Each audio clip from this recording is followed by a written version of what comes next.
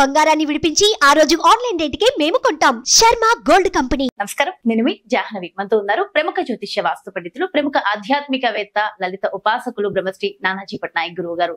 సూక్ష్మంలో మోక్షం ఈ ప్రత్యేక కార్యక్రమం ద్వారా మనకి బోలెడంత నాలెడ్జ్ చేస్తూ చక్కగా ఆధ్యాత్మికంగా మనం ఏం చేయాలి, ఎలా చేయడం వల్ల మన జీవితాన్ని ఉద్ధరింప చేసుకుంటాము, ఎలాంటి పరిహారాలు కావాలి, సో ప్రతి ఇన్ఫర్మేషన్ అందిస్తూ ఉన్నారు కదా. మరి ఈ రోజు కూడా అమావాస్యకు సంబంధించి, ముఖ్యంగా మహాలయ అమావాస్యకు సంబంధించి ఒక చక్కటి ఇన్ఫర్మేషన్ గురువుగారి మాటలు అడిగి తెలుసుకుందామా? నమస్కారం గురుగారు. శ్రీమాత్రే నమః. అయితే గురువుగారు, అమావాస్య, మహాలయ అమావాస్య, మహాలయ పక్షాలే చాలా చాలా ముఖ్యము, ప్రతిరోజు ఇంపార్టెంట్ గా చెప్తూ ఉంటారు. అంటే ప్రతిరోజు చేయలేని వాళ్ళు కూడా ఒక్క మహాలయ అమావాస్యని మనం ప్రాపర్ గా యూటిలైజ్ చేసుకుంటే చాలా బాగుంటుంది, మనకున్న దోషాలు పోతాయి అంటారు. అసలు ఏం దోషాలు పోతాయి, మహాలయ అమావాస్యని ఉపయోగించుకోవడం అంటే ఏంటి, ఎలా ఉపయోగించుకోవాలి? మరి ఈసారి వచ్చే అమావాస్యకి సూర్యగ్రహణం అనేది కూడా ఉంది కాబట్టి ఇంకా దీని ఇంపాక్ట్ మంచిగా ఉండబోతుందా, ఇంకేమైనా నెగటివ్ గా ఉండబోతుందా? పూర్తి ఇన్ఫర్మేషన్ తప్పకుండా అమ్మా. ఫస్ట్ ఆఫ్ ఆల్ ఏంటంటే, ఈ పూర్వజన్మ సిద్ధాంతాన్ని సనాతన ధర్మంలో పురాణాలు కానీ, అదేవిధంగా ఇతిహాసాలు, పురాణాలు ఇవన్నీ చదివిన వాళ్ళకి కొంత అవగాహన ఉంటుంది. జన్మలు ఉన్నాయి, పితృదేవతలు అనేటువంటి ఒక దేవతా బృందం అనేటువంటిది ఒకటి ఉంది, పితృదేవత అనేటువంటిది.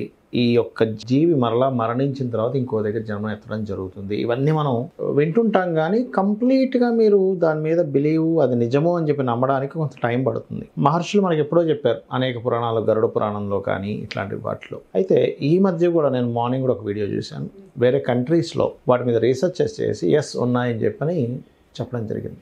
ఎలా అంటే, ఒక మనిషి గుర్రం నడిపిస్తూ చనిపోయినట్టు అవ్వగానే ఆమెను తీసుకొచ్చి రూమ్లో పెట్టినప్పుడు ఆత్మ బయటకు వచ్చినప్పుడు బయటది కూడా చూస్తుంది యాక్చువల్గా. అయితే సమ్ టైమ్స్ ఏమవుతుందంటే, మరణించిన వ్యక్తి మరలి ఒక్కొక్కసారి ఏమవుతుందంటే, ఇది మా తాతగారి విషయంలో కూడా ఒకసారి జరిగింది, తీసుకుని వెళ్ళి అయ్యో ఇది తప్పుగా తీసుకురావడం జరిగిందని మళ్ళీ వదిలేస్తారు యాక్చువల్గా వాళ్ళని. కొన్నిసార్లు అలా జరిగింది.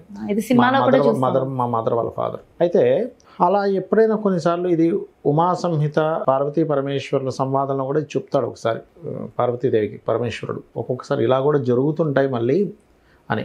అంటే నేను ఈ విషయం ఎందుకు చెప్తున్నానంటే, వాళ్ళ రీసెర్చెస్లో కొంతమంది అక్కడ మనిషి చనిపోయాడని అనుకున్నప్పుడు బయట జరిగిన అంశాలు లేచిన తర్వాత చెప్పడం, ఎందుకంటే ఆ సోల్కి మళ్ళీ దానికంటూ ఒక దృష్టి, అదంటూ వినడం, అదంతా కూడా ఉంటుంది సోల్కి, మన బాడీతోనే కాకుండా. ఇట్లాంటివన్నీ వాళ్ళ అనుభూతులు చూసి చాలామంది దాని మీద బుక్స్ రాయడము, రీసెర్చెస్ చేయడము, ఇట్లాంటివన్నీ కూడా జరిగాయి.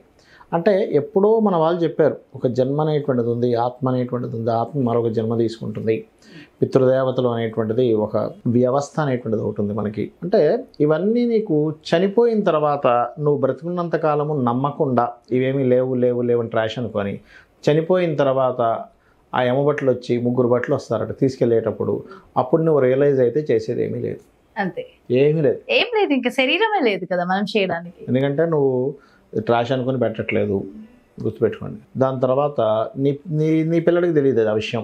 ఏదో వాళ్ళకి పూర్వజన్మ సంస్కారం ఉంటే ఆ పిల్లవాడికి ఎలగొచ్చు, ఇలాంటివి ఉన్నాయి మా నాన్నగారు పాటించలేదు నేనైనా పాటిస్తానని. అలా ఉంది అంటే అది పూర్వజన్మ వాసన అంటారు దాన్ని, పూర్వజన్మ పుణ్యం అంటారు. అలా పెట్టాలంటే కనుక ఉంటే లక్కీ, లేకపోతే నువ్వు చేయలేదు నీ పిల్లవాడు చేయడు. నువ్వు ఇక్కడ నుంచి ఎప్పుడైతే మనకి 12 రోజులు ఉంటుంది కదమ్మా, వాళ్ళకి 12 నెలలు, వాళ్ళకి 12 రోజులు, మనకు 12 నెలలు. మనం ప్రతి నెల పెట్టేటువంటి పిండ ప్రధానాలు ఏదైతుందో వాళ్ళకి ఒక్కొక్క రోజుకి ఫుడ్గా వెళ్తూ ఉంటుంది. ఇప్పుడు ఎక్కడైతే ఎవరైతే పెట్టలేదో వాళ్ళకి ఫుడ్గా ఉండదు, వాళ్ళకి ఆహారంగా వెళ్తూ ఉంటుంది. మనం చేసేటువంటి తర్పణాలు కానివ్వండి, పిండ ప్రధానాలు కానివ్వండి, అదేవిధంగా స్వయంపాకం కానివ్వండి, మీ పూర్వీకులకి ఆహారంగా వెళ్తుంది, గుర్తుపెట్టుకోండి.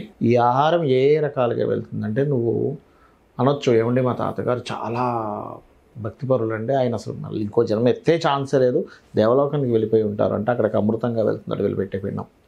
పావుగా జన్మించావు, గాలిగా వెళ్తున్నాడు, పాము గాలిని తీసుకొని బ్రతుకుతుంది. ఒక రాక్షసుడిగా జన్మించావు, మాంసంగా వెళ్తుందట. ఏ జన్మ ఎత్తినా సరే ఒక రక్తం పీల్చే ఒక దోమగా జన్మించావు, రక్తంగా వెళ్తుందట. అంటే ఏమిటి, ఈ పిండ ప్రధానాలు కానీ ఇవన్నీ మనకి శాస్త్రాల్లో ఉన్నటువంటివే. వీటిని నేను ఒకటే చెప్తాను, మీ తాతగారికో నాన్నగారికో చేస్తూ ఉంటారు కదా, చేసేటప్పుడు ఖచ్చితంగా ఆ రోజు ఎన్ని పనులు ఉన్నా లీవ్ పెట్టుకోండి. మీరొక్కరే కాకుండా మీ ఇంట్లో పిల్లలకు కూడా ఆ రోజు స్కూల్ మానిపించి ఇంట్లో కూర్చొని చెప్పండి.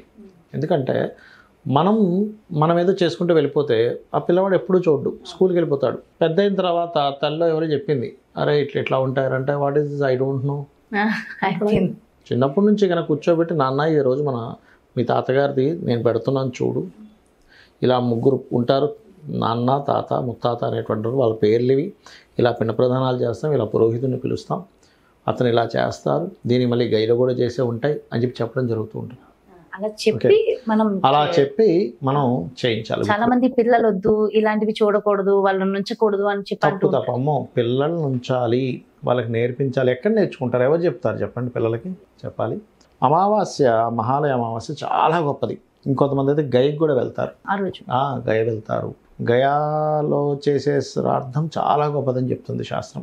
గయాసురుడు అనేటువంటి రాక్షసుడి ద్వారా గయ వచ్చింది చెప్పాలంటే. ఆ వృత్తాంతం కూడా వింటే చాలా మంచిదని చెప్తూ ఉంటారు. అది ఇప్పుడు చెప్తాను, వచ్చింది కాబట్టి మాట్లాడుతుంది. గయాసురుడు గురించి ప్లీజ్ చెప్పండి. ఇక్కడ గయాసురుడు అనేటువంటి రాక్షసుడు, మామూలుగా రాక్షసులు అందరూ ఏంటి, శివుణ్ణి లేదా బ్రహ్మనే తపస్సు చేసి వరాలు పొందుతాడు, విష్ణువు వచ్చి హతమారుస్తాడు. ఇక్కడ ఈ రాక్షసుడికి సడన్గా ఏమనిపించిందంటే, ఏమిటి అందరూ శివుణ్ణి విష్ణువుని, మనం శివుణ్ణి బ్రహ్మనే పూజిస్తాం, మనం విష్ణువుని ఆరాధిద్దాం అనిపించింది. ఆయన విష్ణువుని తపస్సు చేశాడు, విష్ణుమూర్తి ప్రత్యక్షమయ్యాడు.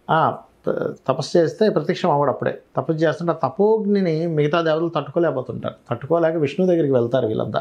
అయ్యా అతనికి తొందరగా ప్రత్యక్షమై ఏదో ఒకటి ఇవ్వండి, మేము తపస్సు యొక్క అగ్నిని మేము భరించలేకపోతున్నాం, తపోగ్నిని మేము భరించలేకపోతున్నాం, మీరు వెళ్ళి ఏదో ఒకటి వరం ఇవ్వండి అంటారు. అనగానే ఈ విష్ణువు వెళ్తాడు ఆయన దగ్గరికి, గయాసుడి దగ్గరికి. వెళ్ళినప్పుడు నీకేం కావాలి అంటే, నాకు ఒక వరం కావాలి. ఏమిటా వరము అంటే, నన్ను చూసినంత మాత్రం చేత విష్ణు లోపానికి వెళ్ళిపోవాలి మనిషి, మోక్షాన్ని పొందేసేయాలి. నన్ను ఎవరు చూస్తే వాళ్ళు వెళ్ళిపోవాలి, ఇంకా వాడికి ఇంక జన్మలో ఏమీ ఉండకూడదు అని చెప్పి కోరుకుంటాడు. ఆ కోరిక సరే తదాస్తు అంటాడు. విష్ణుమూర్తి వెళ్ళిపోతాడు. ఆయన భక్తుడు అయిపోయాడు, విష్ణుమూర్తి భక్తుడు అయిపోయాడు గయాసురుడు. జనాలందరూ చూడటం, మోక్షం పొందడం, వెళ్ళిపోవడమే. విష్ణులోకం నిండిపోతూ ఉంటుంది. అంటే అది అన్లిమిటెడ్ లేదు చెప్తున్నాను. ఈ యజ్ఞాలు లేవు, ఏమీ లేవు, ఇంకా హోమాలు యజ్ఞాలు పూజలు ఏమీ లేవు, అవిస్సులు సమర్పించడం ఏమీ లేవు. ఈ దేవతలందరూ మళ్ళీ మొరపెట్టుకుంటారు, స్వామి ఏమిటి అన్యాయం, వాడిని చూస్తే మోక్షం వచ్చేస్తుంది, ఇంకా భూమి మీద ఏమీ లేవు, అసలు ఒక పూజ పునస్కారం ఏమీ లేకుండా అయిపోతుంది, ఇది మరీ ఘోరంగా. మీరే కదండి అయ్యా ఆయన ఏమడిగాడు, వరం ఇమ్మన్నారు, నేను వెళ్ళి వరం ఇచ్చా. ఇప్పుడు వెళ్ళి ప్రత్యక్షమైన తర్వాత, తపస్సుకు మెచ్చి వెళ్ళిన తర్వాత వరం అడిగిన వరం ఇవ్వాల్సిందే, అది దేవతా ధర్మం. అంటే అలా కాదు, ఇప్పుడు ఇవన్నీ లేకుండా పోయాయి, యజ్ఞాలు ఏమీ లేకుండా పోయాయి, దీన్ని ఏం చేయాలంటే, సరే నేను మీకు ఒక ఐడియా చెప్తాను. మీరు వెళ్ళి గయాసుడి దగ్గరికి వెళ్ళి మీ మీద హోమం చేయాలని వరం అడగండి. వరం అడిగితే ఏం కావాలని అంటాడు, నువ్వు పడుకొని ఉండగా నీ వీపు మీద హోమగుండాన్ని బట్టి హోమం చేయాలని హవిస్సు సమర్పించండి, అందులో మొత్తం దగ్ధమైపోతాడు గయాసురుడు అని ప్లానింగ్ ఇస్తారు వీళ్ళకి. సరే మీరు అందరూ వెళ్ళే ముందే ఈయన మళ్ళీ గయాసుడి దగ్గరికి వెళ్తారు విష్ణు, ఎందుకంటే ఆయన భక్తుని ఆయన కాపాడుకోవాలి కదా మళ్ళీ. గయాసుడి దగ్గరికి వెళ్ళి, ఇగో నీ దగ్గరికి దేవతలు వచ్చి అడుగుతారు, నువ్వు మాత్రం చక్కగా నువ్వు పడుకో, నీ మీద హోమం చేస్తారు, నువ్వు పూర్ణాహుతి చేసేటప్పుడు మాత్రం కదిలేటప్పుడు పూర్ణాహుతి చేయకూడదు అని చెప్పి ఐడియా చెప్పి వెళ్ళిపోతాడు. వాళ్ళు వస్తారు, చక్కగా గయాసురుడు తప్పకుండా ఇస్తాను నేను, అయ్యో భలేవారే అంటాడు. హోమం జరుగుతూ ఉంటుంది, కదులుతాడు పూర్ణాహుతి చేసేటప్పుడు. అప్పుడు బ్రహ్మేమో, అయ్యా వీడు ఇట్లా కదులుతున్నాడు ఏమిటి పరిస్థితి అంటే, ధర్మదేవతను ఆయన మీద పెట్టండి అని చెప్పి చెప్తారు. అప్పుడు ధర్మశిల అంటారు, ధర్మదేవత గారు ధర్మశిలను తీసుకొచ్చి పెడితే కూడా కదులుతూ ఉంటాడు. అప్పుడు మళ్ళీ వీళ్ళందరూ, స్వామి ధర్మశిలను తీసుకొచ్చి పెట్టినా సరే కదులుతున్నాడు అన్నప్పుడు విష్ణువు ఆ ధర్మశిల మీద కూర్చుంటాడు. విష్ణువు ఉంటే ఆయన కదలడు, ఎందుకంటే ఆ విష్ణుశిల పడిపోతే గనక దోషం కదా, విష్ణు భక్తుడు కదా, అప్పుడు కదలడు. అప్పుడు విష్ణువు, శివుడు వీళ్ళందరూ కూడా ఆయన మీద రావాలని ఆయన కోరుకుంటాడు. అలా అయినటువంటి ఆ యొక్క జరిగినటువంటి హోమం జరిగిన ప్రదేశమే ఇప్పుడు గయ, పాదగయ, శిరస్ గయ అంటూ ఉంటారు. అయితే అప్పుడు ఆ యొక్క గయాసురుడు అడుగుతాడు, అయ్యా నేను ఏం పాపం చేశాను, మిమ్మల్ని ఎవరిని నేను యుద్ధాలు చేసి వేరే రాక్షసులా మిమ్మల్ని చంపలేదు, అదేవిధంగా నేను ఎవరికీ అన్యాయం చేయలేదు, చక్కగా అందరికీ చేశాను కదా, నన్ను ఎందుకు ఇలా అన్యాయం చేశారని అడుగుతాడు గయాసుడు. అలా కాదు, ధర్మం దెబ్బతింటుంది. ఇప్పుడు లోకంలో యజ్ఞాలు, హోమాలు, పూజలు ఇవన్నీ ఉండాలి, అవి దేవతలకు అందుతుండాలి. మళ్ళీ దేవతలు ఒక సైకిల్ లాగా పనిచేస్తుండాలి. అంటే ఎలా అంటే, ఇప్పుడు చెప్తా చూడమ్మా, ఇప్పుడు ఉదాహరణకి ఈ దేశపు సీఎంఓ, పిఎంఓ, లేకపోతే ఒక దేశ ప్రెసిడెంటో ఉన్నాడు, ఎవరిని ఏ పని చేయనివ్వకుండా అందరికీ డబ్బులు పంచుకుంటూ పోతే ఏమైపోతుంది ఆ దేశం? ఎలా అభివృద్ధి చెందుద్ది? ఎవడే పని చేయడు, డెవలప్ కాదు కదా, అసలు ఎవడే పని చెప్తే ప్రొడ్యూసే అవ్వదు. ఫస్ట్ అవ్వదు కదా. మనకి వాల్యూ పడిపోద్ది. అది ఎలాగైతే సోమరపోతులు చేసేసి మనిషి ఏమి చేయకుండా అయిపోతుందో, అదేవిధంగా ఈ చక్రం ధర్మచక్రం తిరిగేటువంటి దాన్ని పాడైపోతుంది నువ్వు నీ వల్ల. అందుకని ఇలా చేశాం, కానీ నీ మీద ఎటువంటి కోపం లేదు అని. అప్పుడు ఆ దేవతలందరూ కూడా నీ దగ్గరికి వచ్చి ఎవరైతే ఈ గయలో చేస్తారు వాళ్ళు చాలా చక్కటి మోక్షాన్ని పొందుతారు అనేటువంటి దాన్ని వాళ్ళందరూ ఇవ్వడం జరుగుతుంది. ఆ రకంగా గయా రావడం కథ వింటుంటేనే వినాలట. యాక్చువల్గా గయా వినాలి. అది ఎంత అదృష్టం కదా. నిజంగా తెలుసో తెలియకో కుదరక ఏమన్నా ఇలాంటివి చేయలేకపోయినా వింటుంటే కూడా అసలు ఆ ఎనర్జీస్ బాగుంటాయి. ఇంకోటి ఏంటంటే చాలా మందికి ఉన్న అపోహ ఏంటంటే గైలో చేస్తే ఇంక జీవితాంతం చేయకూడదు అనుకుంటారు. తప్పు.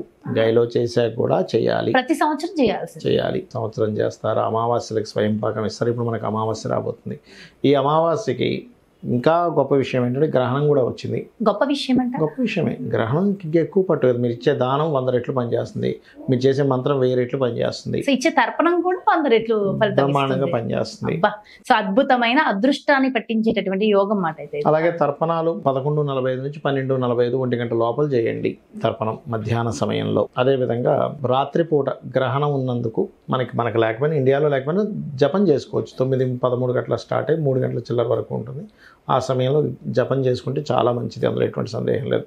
సాయంత్రం పూట అమ్మవారి యొక్క ఆరాధన, ఈ మహాలయ అమావాస్యలో మధ్యాహ్నం మీరు తర్పణాలు ఇస్తే సాయంత్రం పూట లలితా సహస్రనామ శ్రవణము పఠనము లేదా కుంకుమ పసుపు తీసుకొని వేస్తూ శ్రీమాత్రే నమః అనే నామస్మరణ చేయడం అన్ని విధాలా చక్కటి ఫలితాన్ని ఇస్తుంది. అయితే క్రితం వీడియోలో మీరు చెప్పారు కదా అమావాస్య రోజు అంటే ముందు రోజు నెయ్యి అన్నం తినాలి అని చెప్పి తర్పణం ఇచ్చిన తర్వాత తీసుకోవాలంటారు. కాదు, ముందు తర్పణాలు ఇచ్చిన తర్వాత భోజనం చేయాలి. ఆ భోజనంలో అంటే క్రితం వీడియో ఎవరైనా చూస్తే వాళ్ళకి క్లారిటీగా అర్థమవుతుంది.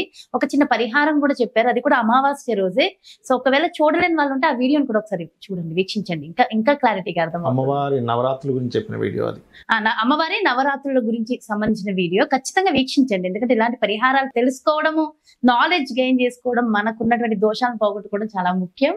అసలు ఎంత చక్కటి ఇన్ఫర్మేషన్ అంటే నభూతో నా భవిష్యత్తి అంటే ఇలాంటి అంశం వినడం ద్వారా కూడా మనం ఉన్న ఈ పితృ దోషాలు తొలగించుకోవచ్చు అనేది ఒక కథ రూపంలో చెప్తూ ఆ రోజు చేయవలసిన విధి విధానాలు చెప్పారు గురుగారు. Thank you so much Guruji. నమస్కారం. శ్రీమాత్రే నమః. చూసారు కదండి, ఇది మహాలయ అమావాస్య. ఖచ్చితంగా మరి ఈ మహాలయ పక్షాల్లో చేసిన వారు కానివ్వండి, అన్ని విధి విధానాల్లో చేయలేని వారు కానివ్వండి, ఖచ్చితంగా ఆ రోజు ఏం చెయ్యాలి, ఎలాంటి పరిహారాలు మనం పాటించాలి, ముఖ్యంగా గురువు గారు చెప్పిన కథ ఉంది చూడండి, నభూతో నా భవిష్యత్తి, అలాంటివి మనం వినాలి. వినడం ద్వారా కూడా గజేంద్ర మోక్షం విని దోషాలు పోగొట్టుకుని అద్భుతంగా ఉన్నాము అని చెప్పిన వాళ్ళు ఎందరో ఉన్నారు కదా, అలాంటి ఫలితం ఖచ్చితంగా ఈ కథ విన్న వాళ్ళకు కూడా వస్తుంది అని మనస్ఫూర్తిగా అర్థమైంది నాకైతే. ఎందుకంటే కొన్ని వైబ్స్ మనకు అర్థమైపోతుంటాయి కదా అలా. సో ఖచ్చితంగా ఈ కథని వినండి, గురువు గారు చెప్పిన పరిహారాలన్నీ కూడా ఫాలో అవుదాము.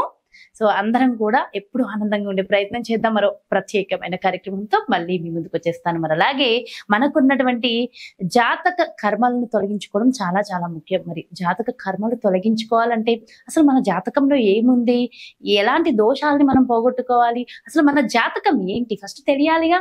మరి ఒక్కసారి జాతక పరిశీలన చేసుకుని దానికి తగిన విధి విధానాల ప్రకారం మీకు పరిహారాలు కావాలి, మన నానాజీ పట్నాయక్ గురువు గారి అపాయింట్మెంట్ కావాలి అనుకుంటే క్రింద డిస్ప్లే అవుతున్నటువంటి నెంబర్స్ కి కాల్ చేయండి, అపాయింట్మెంట్ తీసుకోండి. నమస్కారం.